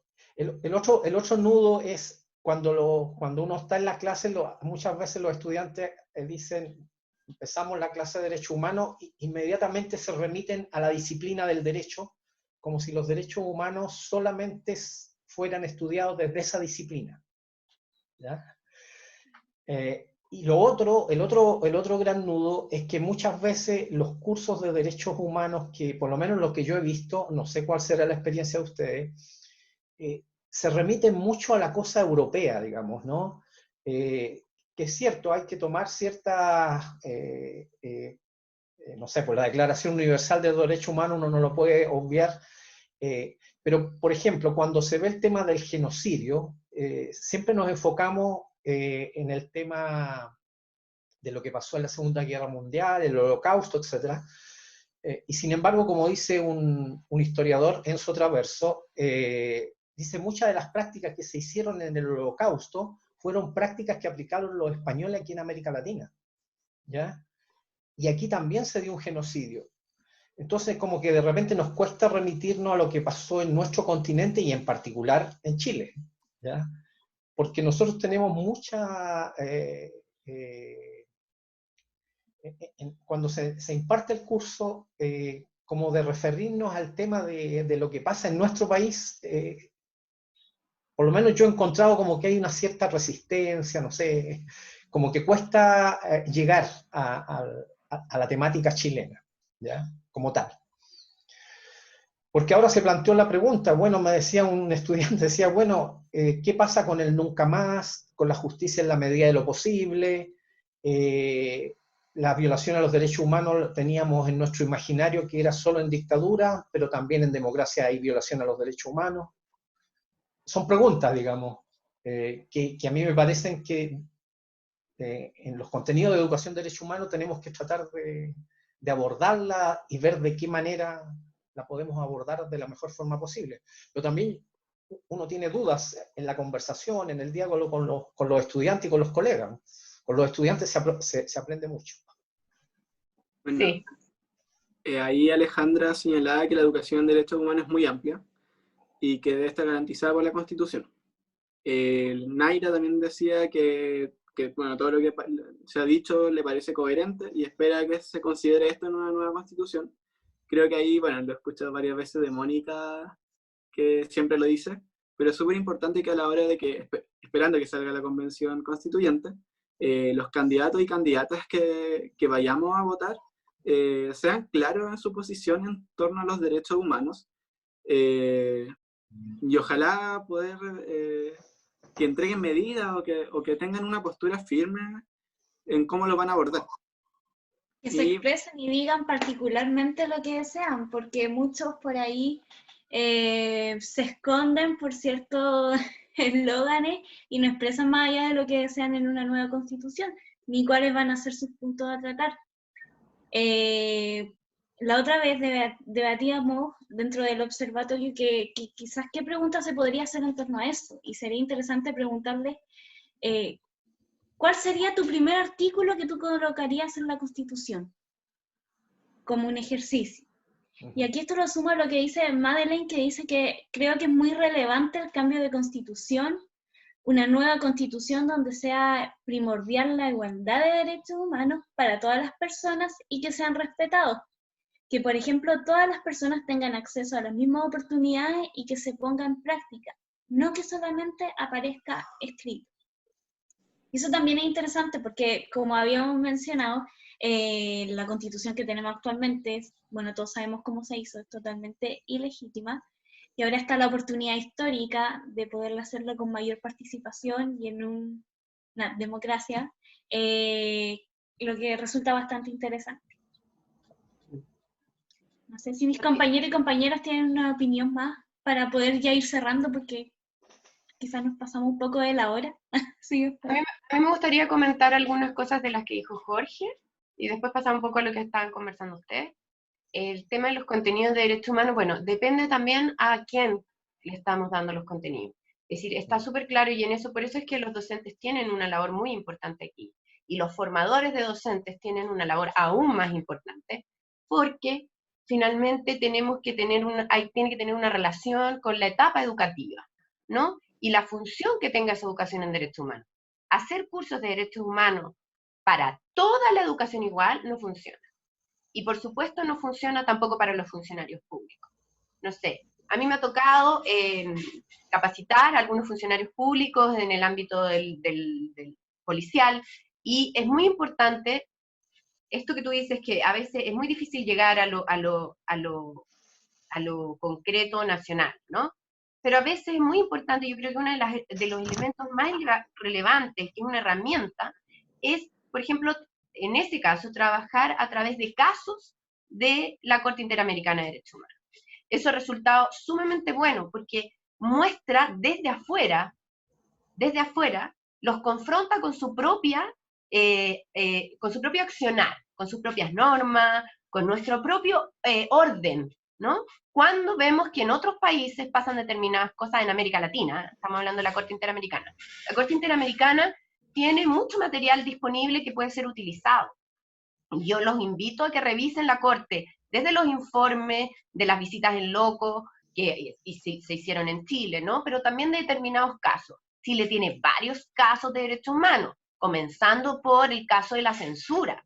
Es decir, cómo nosotros vamos a entregar una visión respecto al derecho a la cultura si no somos capaces de comprender qué significa la libertad de expresión. Es decir, un derecho que es un derecho civil, como la libertad de expresión, tiene una repercusión fundamental, y ahí es la interdependencia de los derechos, en los derechos económicos, sociales y culturales. Podemos hacer ciencia sin libertad de expresión, podemos hacer cultura sin libertad de expresión. Por ejemplo, siempre yo les he dicho a mis alumnos desde que estamos acá, ¿no? Lo que pasó con Dalai Lama, ¿no? Con la censura a hambre o a otro tipo de cosas, ¿no? No solamente a eso, cuando se han pintado, ¿no?, los muros que están llenos de información respecto a lo que ha pasado en Chile en todo este proceso de revuelta. Entonces, ¿podemos comprender el derecho a la cultura si no comprendemos el derecho a la libertad de expresión?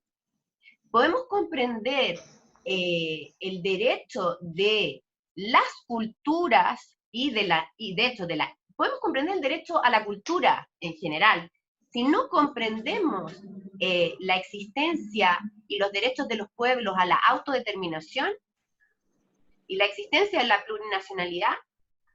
Y eso es bastante interesante, porque la existencia de un Estado plurinacional y de la interculturalidad también es una base para el derecho a la cultura, para las artes y para el conocimiento, y también para la libertad de expresión, y también le pone límites, porque, por ejemplo, según el Pacto de Derechos Civiles y Políticos, va a estar prohibido cualquier apología nacional o apología a la guerra.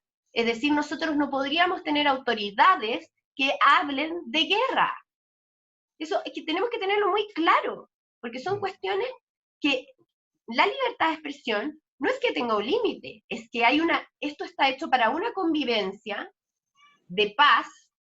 Por eso es que Naciones Unidas ocupa ese concepto, y el diálogo, no es la ausencia de conflicto. Ahora, Chile tiene ciertos conflictos irresueltos, por eso es que no podemos hablar de los crímenes de lesa humanidad y dictadura, etcétera, siempre son tomados de una manera como que se relativizan. Obviamente, quienes estamos en el ámbito de la educación en derechos humanos y en derechos humanos, sabemos que no es posible relativizarlo ni un milímetro, no se puede.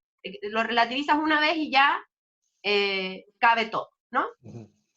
Y por otro lado, lo que yo estoy con mis estudiantes no solamente es presentarles el Holocausto, sino que yo les presento el Porraimos, que fue la Segunda Guerra Mundial, porque aquí se trata de visibilizar, ¿no? El Porraimos, que significa devoración, y que es el genocidio gitano dentro de la Segunda Guerra Mundial, y también el genocidio de las personas con otras orientaciones sexuales. Es decir, no tener solo una visión de la historia, o solamente unas personas que son sujetos de... no porque hay un problema con eso, porque de hecho es tremendo, el Holocausto es un gran problema para la humanidad. Pero además vivimos un genocidio en América Latina, que es el genocidio guatemalteco, no hace 500 años, hace 30. Entonces, ¿cómo nosotros podemos traer a nuestra propia realidad latinoamericana? Hay muchos casos. Y el genocidio guatemalteco es un ejemplo y es un ejemplo que nos habla de nuestra constitución latinoamericana, plurinacional, intercultural, ¿no? Porque tiene que ver con el genocidio de unas particulares etnias, ¿no? También hay muchos casos, yo creo que hay un problema que es que tendemos a mirar siempre Europa y Estados Unidos, pero aquí hay mucho material, y también hay mucho material de trabajo que se ha hecho en ese sentido. Es decir, hay muchas organizaciones, hay muchos teóricos, hay gente que está discutiendo estos temas, y nosotros tendríamos que poner un poco más de centralidad en eso. Y lo otro es que las violaciones a los derechos humanos, hay crímenes de lesa humanidad, hay violaciones masivas y sistemáticas, y hay otras violaciones a los derechos humanos que ocurren todos los días, y del que el Estado es responsable. Pues Atala, la Carabinera, ¿no? Son casos que llegan a la Corte Interamericana. Entonces hay distintos eventos que nos pueden ayudar a ejemplificar la magnitud de esa violación. La magnitud de la violación es importante para identificar cuál es el delito, ¿no? O cuál es la violación a los derechos humanos. Es decir, y no es que sea más o menos importante, ¿ah? Sino que es otro el contexto. Una violación masiva de derechos humanos y sistemática, como por ejemplo lo que pasó respecto a la represión policial durante toda la revuelta popular, es una violación sistemática. No cabe otra cosa, digamos, ¿no?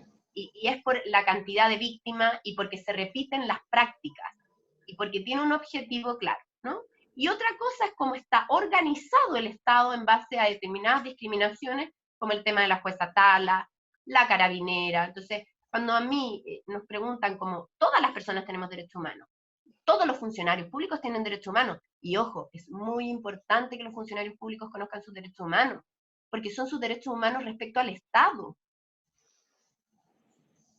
Aquí nos quieren hacer, muchas veces, hay una definición errónea de derechos humanos, donde nos quieren colocar a los funcionarios públicos en contra de las personas comunes, ¿no? Pero eso no es así, porque un funcionario público que en el ejercicio de sus funciones se contagia de una enfermedad, es el Estado el responsable por no entregarle las condiciones para la prevención de esa enfermedad. Por ejemplo, COVID. ¿Qué pasa en Gendarmería? ¿No?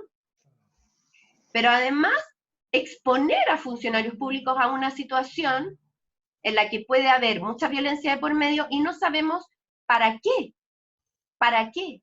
Si los derechos humanos lo que nos hablan es que hay acciones del Estado que tienen que tener un límite muy claro, temporal, ¿no? Temporal.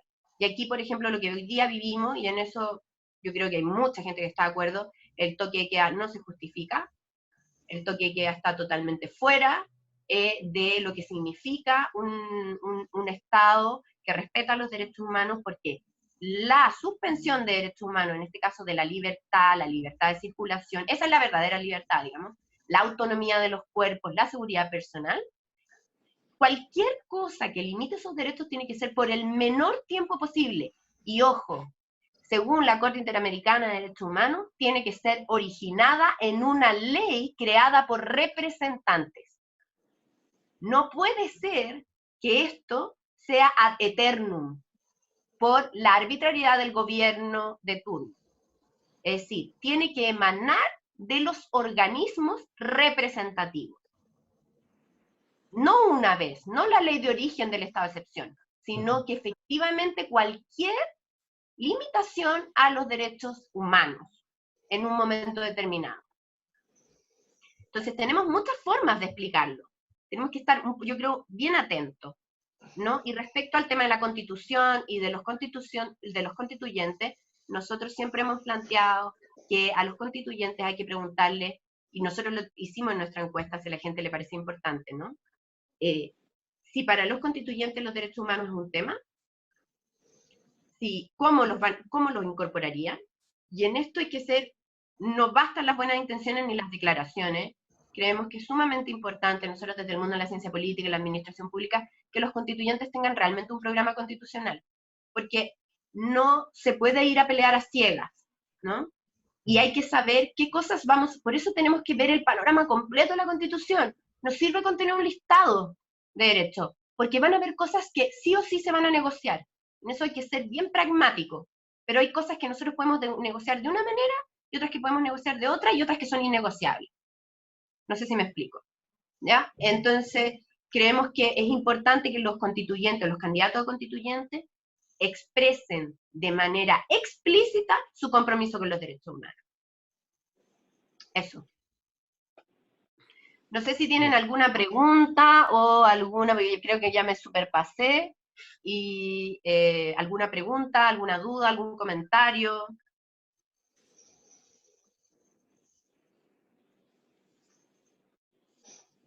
¿No?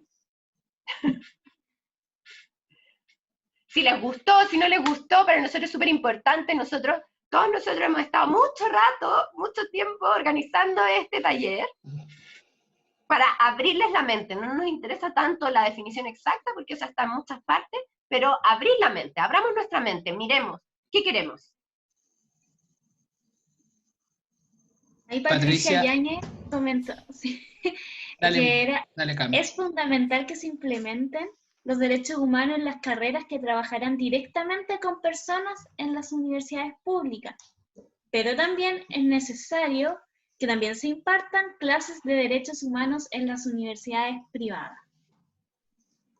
Por supuesto, pero eso hay profesiones especiales, es decir, pedagogía con la reforma profesional docente tiene una certificación en su formación inicial. Esa certificación, ¿no?, debería incorporar la obligatoriedad de los derechos humanos en la formación docente de todos los niveles. Y eso hay una ley especial para las carreras de pedagogía. Y eso aplica a todas las universidades, públicas y privadas. La carrera de medicina, la carrera de leyes, que en el fondo no se puede ejercer la ley si uno no tiene determinado... es decir, de hecho no puede venir una persona de otro país a ejercer la abogacía acá si no homologa ciertas cosas. Deberíamos tener unos mínimos con eso, ¿no? Unos mínimos respecto a los derechos humanos iguales para todas las universidades. Es decir, hay carreras que son fundamentales. Y en el caso de las fuerzas públicas, de los funcionarios, tenemos que tener una certificación al menos y fiscalización externa si es que no impartir directamente los cursos desde un organismo autónomo. Esa es una discusión que hay que ponerla en el tapete, porque como yo les digo, no sirve solamente conocer los derechos para ejercerlos. Los que tienen que conocerlos son aquellos que están en el proceso de garantizar, respetar, limitar los derechos humanos. Ellos son los que tienen que tener mucha claridad de los límites. Ellos son los responsables. Si las instituciones son los responsables, y esto incluye a los parlamentarios. No podemos tener leyes que no respeten los derechos humanos. Nuestro Parlamento no puede estar por sobre los derechos humanos. No podemos tener leyes que vayan contra el debido proceso, por ejemplo. Y ellos deberían estar formados en derechos humanos, como sus asesores. Debería ser una obligación. ¿Alguna otra opinión al respecto? Yo quería decir algo, cortito. Si bien claramente los derechos humanos y la educación en derechos humanos es mucho más amplia que la violación en derechos humanos, está claro, el tema de la violación de derechos humanos quizás se podría como abordar desde el concepto de justicia transicional, que en el fondo tiene que ver con garantizar justicia, verdad, reparación, garantías de no repetición en equilibrio como con la voluntad política de hacerlo en paz.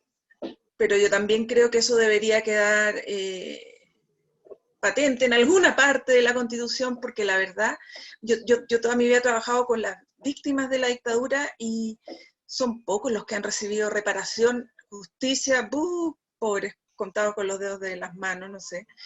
Así que es una partecita, porque el tema es mucho más amplio, pero creo que es importante. Y garantizar que no se repita en el fondo. Eso, lo que tú dices, Alejandra, es sumamente importante, porque uno de los elementos más importantes de los derechos humanos es la garantía de no repetición. Es decir, cada vez que se viola un derecho humano, ya sea en un ámbito de masividad, sistematicidad, ¿no?, o en términos individuales, en un caso que pueda llegar a la Corte Interamericana, siempre se plantea que el Estado debe generar acciones para la no repetición, porque ya sabe que está violando los derechos humanos. Esa persona es un ejemplo de cómo funciona el sistema, en el caso de un caso específico, ¿no?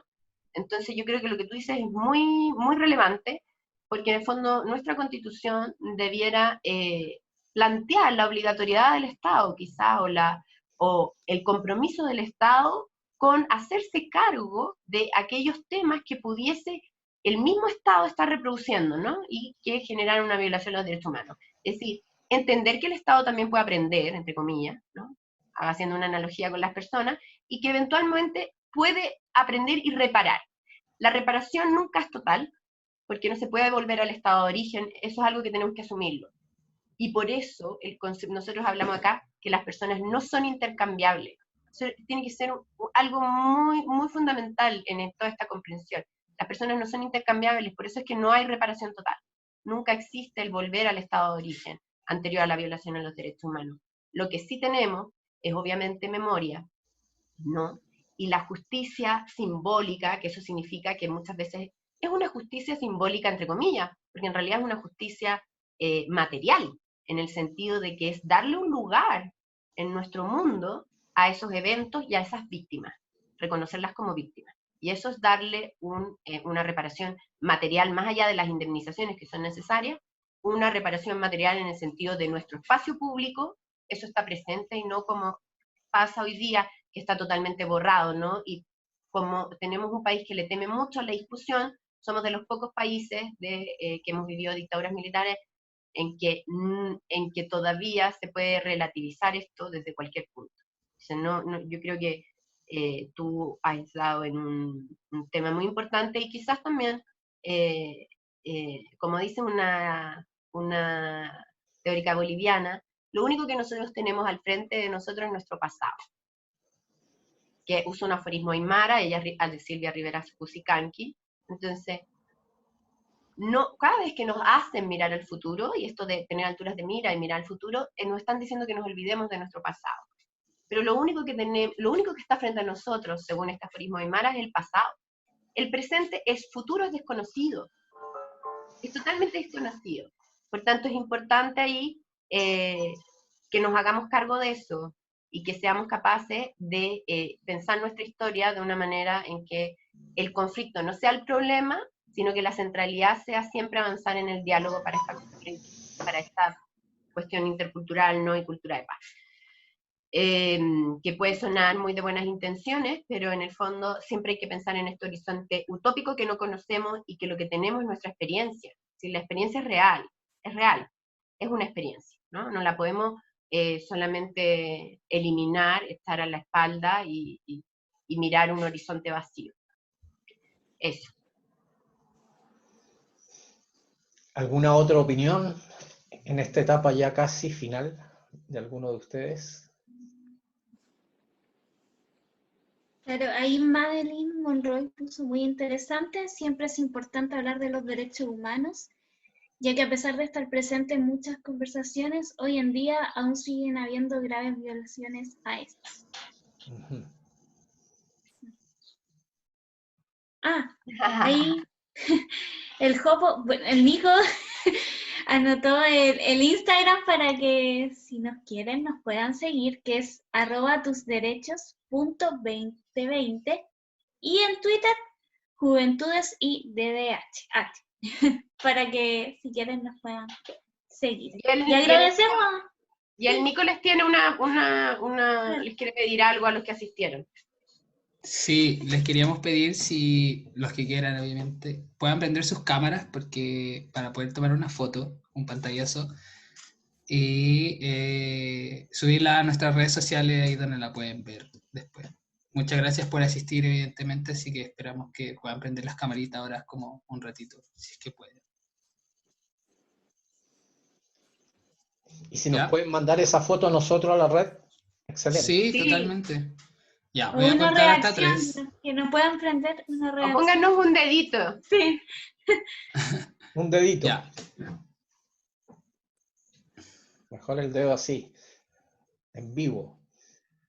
Muchas gracias. 1, 2, 3. Ya. Muchas gracias. Muchas gracias. Yo quería agradecer primero que nada, felicitarlo porque es un excelente trabajo. De verdad que no había visto trabajos recientes de esta categoría. No es un halago por decirlo, sino que realmente me quedé sorprendido.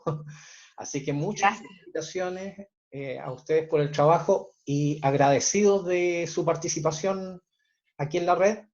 Quedan abiertas las puertas para la red también, si ustedes quisieran incorporarse, participar en la red, bienvenido sea. ¿Ya? Lo haremos, vamos a solicitarlo. Bueno, me parece muy bien. Así que felicitaciones y muchísimas gracias por la participación de todas y todos ustedes. Profesora, tiene un excelente equipo. Ah, gracias, sí. Lo pasamos muy bien, además. Muchas gracias Jorge, gracias a la red y gracias a todos los que participaron del taller. Cualquier cosa nos escriben. Por supuesto. Muchas gracias. Chao, gracias. Chao. Chao. Chao. Gracias.